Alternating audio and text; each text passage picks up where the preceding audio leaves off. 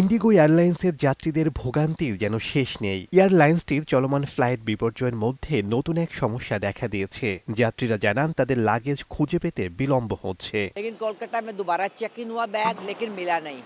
यहाँ से फिर उसने फॉर्मेलिटीज पूरी करके घर चला गया। ভারতের অভ্যন্তরীণ বিমানপথের যাত্রীদের ৬৫% ইন্ডিগোর দখলে। গত কয়েকদিনে ২,০০০-এর বেশি ফ্লাইট বাতিল করেছে এয়ারলাইন্সটি। কর্মী ঘাটতির জন্য তারা ক্ষমাও চেয়েছে। তবে হাজার হাজার মানুষ ইতোমধ্যেই আরও এক ভোগান্তিতে পড়েছেন।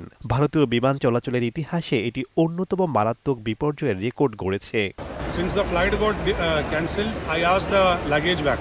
So these people are telling that they will send it to my hometown. শেষ মুহূর্তের ফ্লাইট বাতিলের কারণে বিকল্প পথে গন্তব্যে পৌঁছানোর জন্য একাধিক কানেক্টিং ফ্লাইট ব্যবহার করেছেন যাত্রীরা। এ কারণে হাজার হাজার সুটকেস ও ব্যাগ স্থানচ্যুত হয়েছে। সেগুলোর মধ্যে পাসপোর্ট, বাড়ির চাবি এবং ওষুধের মতো গুরুত্বপূর্ণ জিনিসপত্র ছিল বলে জানান তারা। तो कुछ इन्फॉर्मेशन नहीं, कुछ नहीं बोल रहे हैं। फ्लाइट है, अभी है, 10 बजे है।